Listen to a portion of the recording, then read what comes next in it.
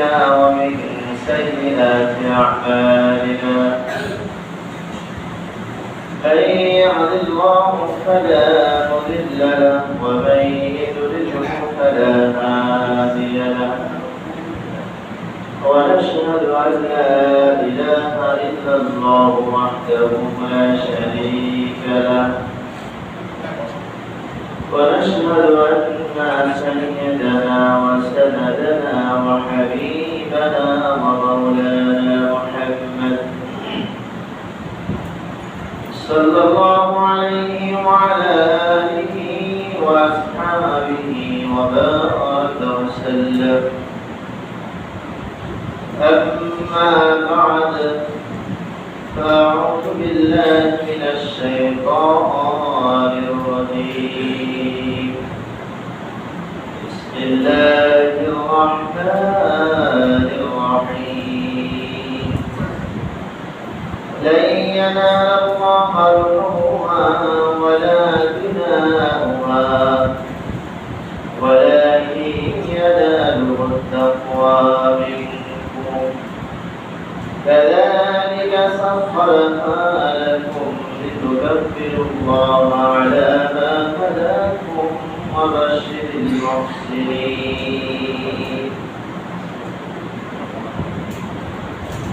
وقال رسول الله صلى الله عليه وسلم أكثروا تكبيرها الله أكبر الله أكبر لا إله إلا الله والله أكبر الله أكبر لله الحمد. إن الله وملائكته يصلون على النبي يا أيها الذين آمنوا صلوا عليه وسلموا تسليما. اللهم صل على محمد وعلى آل محمد كما صليت على إبراهيم وعلى آل إبراهيم إنك حميد مجيد. اللهم بارك على محمد وعلى آل محمد كما باركت على إبراهيم وعلى آل إبراهيم إنك حميد مجيد. بلغ العلا بكماله كشف الدجى بجماله حسنت جميع خصاله صلوا عليه وآله. الحمد لله আল্লাহ তাআলার রহমত ও মেহেরবানিতে আল্লাহ তাআলা আমাদেরকে ঈদুল আজহার দিন ঈদের নামাজ পড়ার জন্য বিভিন্ন ঘর থেকে ফারিগ হয়ে বিভিন্ন মাদ্রাস থেকে আলাদা হয়ে আমিরার মসজিদে ঈদের নামাজ পড়ার জন্য আসার তৌফিক করে দিলেন। এই জন্য বলি আলহামদুলিল্লাহ। বছরে দুইবার ঈদ মুসলমানদের আনন্দের উৎসব। উৎসবের মধ্যে ঘাটতি করা যাবে না। আল্লাহ তাআলা আমাদের জন্য দুইটা ঈদ নির্ধারণ করছেন, একটা ঈদুল ফিতর আর একটা ঈদুল আযহা। ঈদুল আযহার নামাজ 2 রাকাত প্রত্যেক বারের পুরুষ মুসলমানদের উপরে ফরজ ওয়াজিব। এজন্য মুসলমানদের উচিত সব শরিয়াত সম্মত উৎসবের মধ্যে জায়েজ কথা যতটুকু বিনোদন আছে, উৎসব আছে, সব উৎসবের মধ্যে শরীক হওয়া। বিশেষ করে আজকে ঈদুল আজহার দিন 10 জিলহজ সেই মিনার রাত্রে মিনার ময়দানে আল্লাহর জমিনে আজ অদ্বিতীয় ঘটনা ঘটেনি। পিতা সন্তানকে জবাই করার মতো যে অলৌকিক ঘটনা আল্লাহ তাআলা ঘটাইছিলেন, মরুভূমির মধ্যে, খোলা মাঠের মধ্যে, বিশাল বড় ময়দান, পিতা পুত্র ছাড়া আর কেউ ছিল না।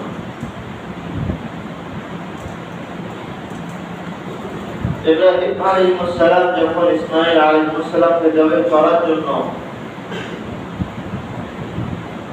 জমিনের মধ্যে উপর করে শোয়াইছিলেন, সমস্ত ফেরেশতাদের মধ্যে এক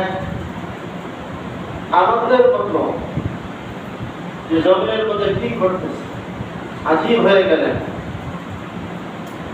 কি ঘটতেছে জমিনের মধ্যে, যেটা এদিন বলবে কখনো ঘটেনি। ইব্রাহিম আলাইহিস সালাম যখন সুই চালাচ্ছেন, ফেরেশতাদের বিশাল বড় জামাত সেখানে এসে তাকবীর ধ্বনিত মুখরিত করল পুরা ময়দান। আল্লাহু আকবার, আল্লাহু আকবার। কি আজীব ঘটনা! এই আওয়াজ, কোন আওয়াজ ইসমাঈল আলাইহিস সালামও শুনছিলেন। ইসমাঈল আলাইহিস সালাম বলেন, লা ইলাহা ইল্লাল্লাহ, আল্লাহু আকবার। উভয়ের আওয়াজ, ফেরেশতাদের আওয়াজ, ইসমাঈল আলাইহিস সালামের আওয়াজ, এটা শুনে ইব্রাহিম আলাইহিস সালাম শুকরিয়া আদায় করলেন, আল্লাহু আকবার ওয়া লিল্লাহিল হামদ। এই যে এক আজীব ঘটনা, ইতিপূর্বে ঘটেনি, আর ঘটবেও না। সম্মানিত হাজিরিন, আজকে ঈদুল আযহা, ঈদের নামাজের পরে আমরা একটা মহান আমল করতে যাবো, সেটা হলো কোরবানি। কোরবানির সবচেয়ে কর্তব্য হলো ত্যাগ। পরিভাষায় বলা হয় নির্দিষ্ট দিনগুলোর মধ্যে নির্দিষ্ট পশুকে আল্লাহ তাআলার নামে জবাই করা। ঈদের দিন আমাদের বেশ কিছু আনন্দ। এক নম্বর আনন্দ হলো ঈদের আগের দিন 9 জিলহজ রোজা রাখা। আমল ছিল, অনেকে আমরা আমল করেছি। 9 জিলহজ ফজর থেকে আইয়ামে তাশরিক তাকবীর শুরু হয়েছে, এটা একটা আনন্দ। একই সাথে নামাজের পরে তাকবীর পড়েছি, আনন্দ লাগছে। অনেকের মনে ছিল না, আরেকজনের বলা দেখে মনে হয়েছে, এটাও আনন্দের বিষয়। একই সাথে একই কাজ সবাই মিলে করা, এটা হলো আনন্দের বিষয়। 9 জিলহজ আরাফার দিন আমরা রোজা রেখেছি। আল্লাহ তাআলা আমাদের 2 বছরের জাযা দান করবেন, 1 বছর আগে, 1 বছর পরে। সবচেয়ে আনন্দ ঈদুল আযহা দিন, আমাদের সবচেয়ে আনন্দ, 1 নম্বর আনন্দ হলো 9 জিলহজ রোজা রাখার আমল ছিল। এটা হলো বরকতের বিষয়। রোজা রাখলে আসমান থেকে বরকত চলে আসে, কারণ রোজার মাধ্যমে তাকওয়া অর্জন হয়। আর তাকওয়া অর্জন হওয়ার স্থান হলো দিলে। দিলের মধ্যে যখন তাকওয়া এসে যায়, প্রশান্তি লাভ হয়, তখন আসমান থেকে আল্লাহ তাআলা তার জন্য বরকত পাঠিয়ে দেন।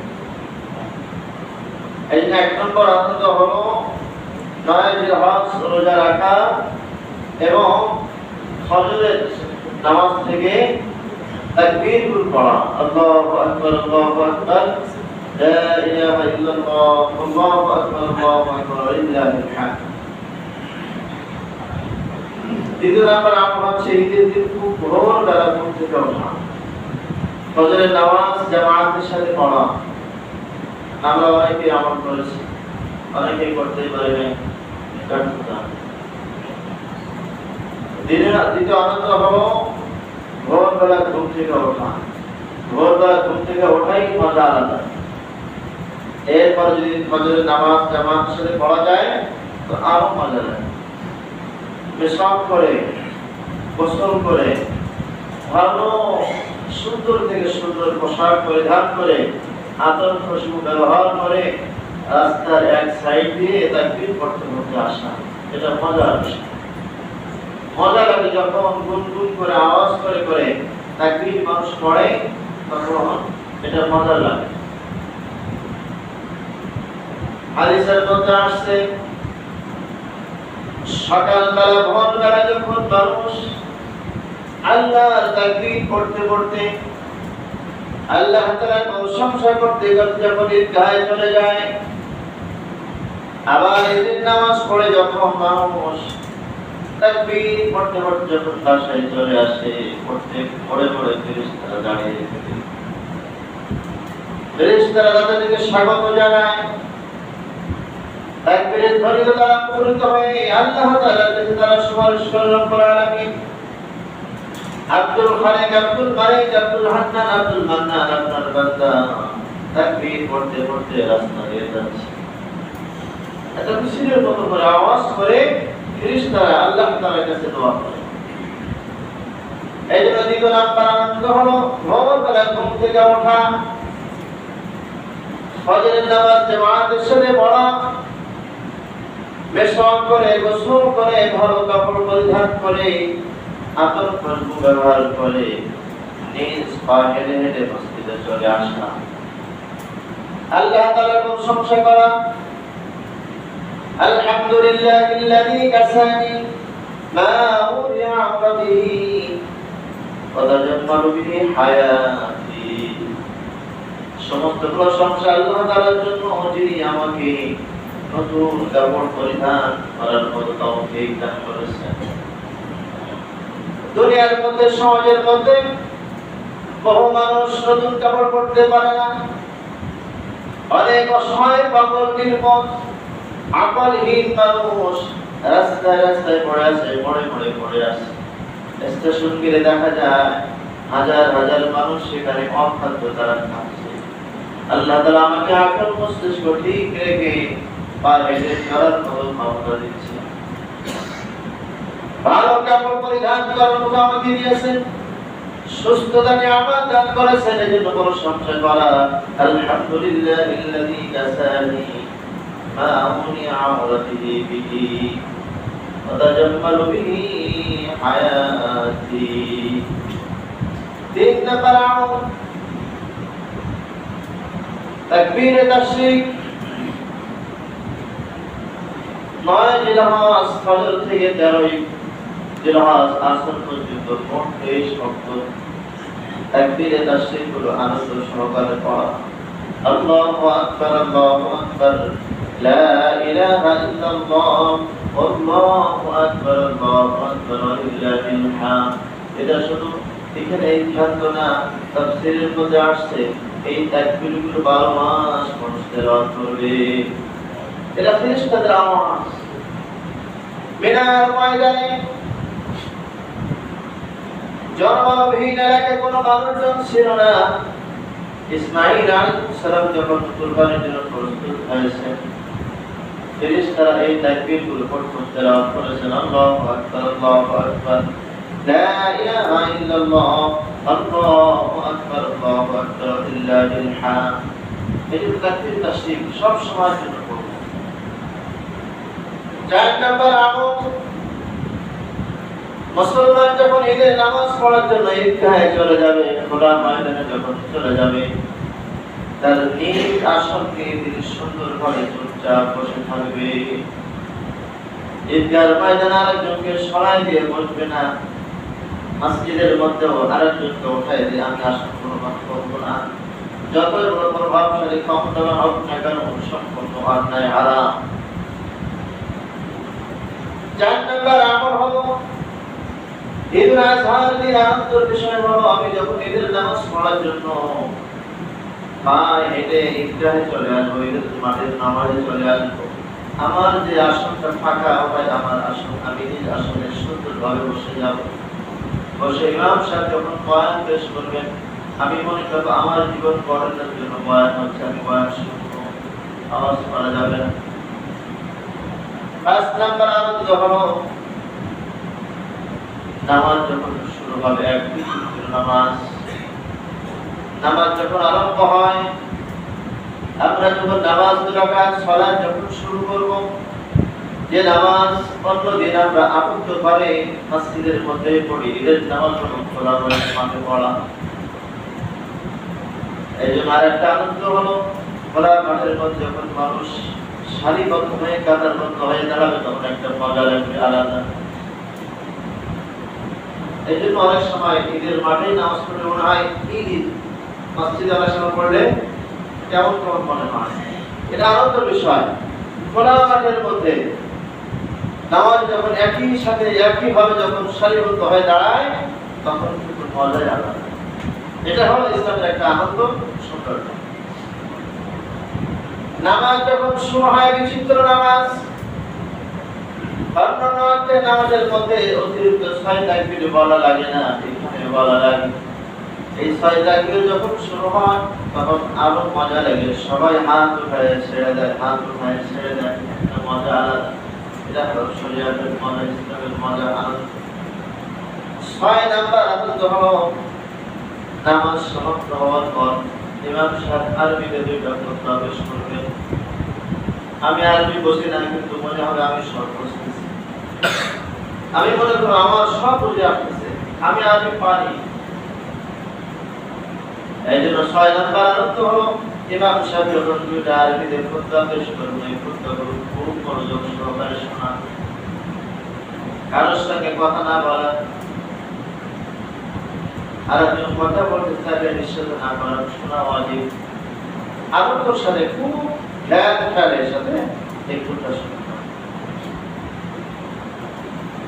নামাজ শেষে যখন মুসলমান অপর মুসলমানের সঙ্গে সালাম মুসাফা করবে, মুআনাকা করবে, অনেকদিন পরে দেখা হলো ঈদের দিন, সাথে সাথে সালাম মুসাফা আগে করে মুআনাকা, এরপরে দোয়া, এটা হলো আনন্দ মজা।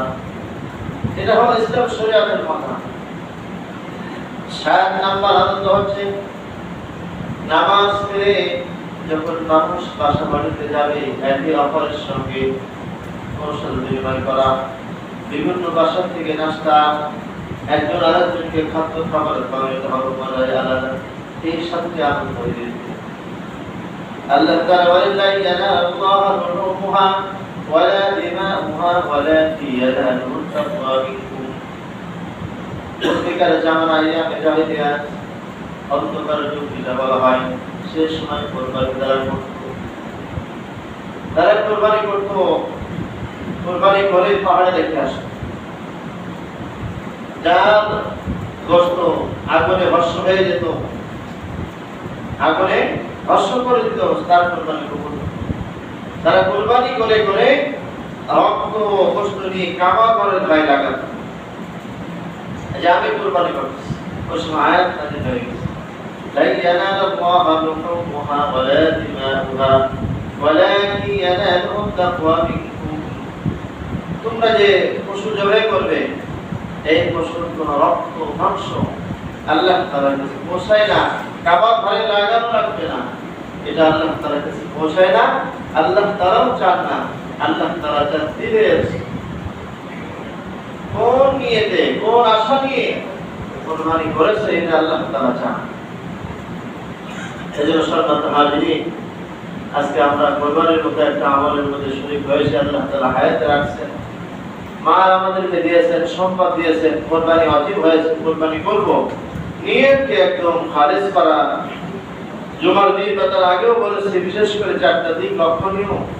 1 নম্বর হলো আমার নিয়তকে সহি করা, 2 নম্বর হলো হালাল টাকা দিয়ে পশু ক্রয় করা, 3 নম্বর হলো শরীয়ত সম্মত জবাই করা, 4 নম্বর হলো কোনো লৌকিকতা যেন না আসে। এই 4টা বিষয় আমাদের লক্ষণীয়। যে পশুরা জবাই করব আল্লাহ তাআলাকে রাজি খুশি করার জন্যই করব, আর গোশত মাংস সব আমাদের। আল্লাহ তাআলা দিলের তামান্না, দিলের চাহিদাকে চান। এজন্য আমরা ইনশাআল্লাহ আল্লাহ তাআলাকে রাজি খুশি করার জন্যই করব, অন্য কোনো উদ্দেশ্য যেন আমাদের না হয়। এদিকে আমাদের লক্ষ্য। এরপর যখন আমাদের কোরবানি হয়ে যাবে, যারা কোরবানি করতেছে সম্ভব একা হলে ভালো হয়, শরীক না হলে জবাই করে সাথে সাথে কিছু মাংস নিয়ে বাসায় রান্না হবে, ওটা দিয়ে খাওয়া শুরু হয়। আমাদের শরীক হয়ে আমরা কোরবানি করি, এটা জায়েজ, এটা সম্ভব হয় না, এর জন্য হলেও চেষ্টা করা। এরপরে শরীক হয়ে যারা কোরবানি করবো, প্রত্যেকের অর্থ সমান হতে হবে। আরেকজন আমার সঙ্গে গরিব মানুষ আসছে, সে একটু কমায় দিক না, প্রত্যেকের অংশ সমান থাকবে। এরপর যখন বন্টন হবে, এটা মাপ করে আন্দাজ করে করা যাবে না, এটা মাপ করে সমান সমান করে ভাগ করতে হবে, কম বেশি করলে না জায়েজ হবে। জবাই করতে পশুর রক্ত, গোশত এবং চামড়া উভয়ের মাঝখানে একটা পর্দা থাকে, এটা সম্পূর্ণ খাওয়া না যায়, হারাম। অন্ডকোষ, এটাও খাওয়া যাবে না। প্রবাহিত রক্ত, মাংস এবং চামড়া এর উভয়ের মাঝে একটা পর্দা থাকে, এটাও খাওয়া যাবে না। এরপরে অনেক সময় অন্ডকোষ মানুষ খায়, এটাও নিষেধ, হারাম সম্পন্ন। এই জন্য আমাদের জবাই করার সময় খাদ্য নালী, শ্বাস নালী, বিশেষ করে 4টা রগের মধ্যে 3টা রগ যেন কাটে। এই জন্য শরীয়ত সম্মত জবাইয়ের কথা বলা হয়েছে নিজ পশু নিজে কোরবানি করা। ইব্রাহিম আলাইহিস সালাম যখন নিজ সন্তানকে নিজেই কোরবানি করার জন্য প্রস্তুত হয়েছিলেন, এই জন্য আমি আমার পশুকে সম্ভব হলে আমি কোরবানি করার চেষ্টা করবো, না হলে ওলামায়ে কেরাম তো আসেনি। এই জন্য আমাদের জবাইটা যেন সহিহ হয়, হালাল হয়। যারা জবাই করার জন্য সহযোগিতা করবে, যারা পশুর গায়ে হাত দিবে, প্রত্যেকে আল্লাহু আকবার বলে বিসমিল্লাহ আল্লাহু আকবার প্রত্যেকে জবাই উচ্চারণ করবে। জবাই হয়ে গেলে আমাদের মাংসটা আমাদের 3 ভাগ করা মুস্তাহাব। 1 ভাগ নিজের জন্য, আর 1 ভাগ গরিব অসহায় আত্মীয়-স্বজন যারা আছে তাদের, আর 1 ভাগ মিসকিন যারা আছে, অসহায় যারা আছে তাদের জন্য 1 ভাগ। এটা করা মুস্তাহাব আমল, আমরা ইনশাআল্লাহ করব। যেন সবাই সবার ভাগটা পেয়ে যায়, এদিকে আমাদের লক্ষণীয়। আমরা আত্মীয়-স্বজন যারা আছে তাদেরকেও দিব, তারাও আমাকে দিল, বাস এভাবে দিয়ে আমাদের মধ্যে বন্ধন সৃষ্টি হবে, এটা আমরা চেষ্টা করব। এরপর ঈদের নামাজ আমাদের যত সময় এখনই শুরু হবে, যেহেতু বছরে 2 বার পড়া হয়, এই জন্য আমাদের অনেক সময় নিয়মকানুন ভুল হয়। 2 রাকাত ওয়াজিব নামাজ ইমামের পিছে ইক্তেদা করে আদায় করতেছে, আল্লাহু আকবার বলে নিয়ত করতে হবে। এরপরে সানা পড়া হবে, সানা হওয়ার পরে 3টা অতিরিক্ত তাকবীর হবে, মাথা নড়বে না, শুধু হাত কাঁধ পর্যন্ত উঠে ছেড়ে দিতে হবে। আল্লাহু আকবার, আল্লাহু আকবার, আল্লাহু আকবার। এরপরে সূরা কিরাত পড়া হয়, প্রথম রাকাত হবে, দ্বিতীয় রাকাত সূরা ফাতিহা এবং আরেকটা সূরা পড়ার পরে রুকুতে যাওয়ার আগে আবার 3টা তাকবীর পড়তে হবে। তাকবীরগুলো আমরা মনে মনে আস্তে আস্তে উচ্চারণ করব, আর হাত উঠাবো, আল্লাহু আকবার, আল্লাহু আকবার, আল্লাহু আকবার। চতুর্থ তাকবীর হাত উঠাবো না, আমরা রুকুতে চলে যাব ইনশাআল্লাহ। যাক আমরা ইনশাআল্লাহ যারা নিচে আছি এবং 2-3 তলায় আছি, মেহেরবানি করে দাঁড়িয়ে কথা শুরু করব।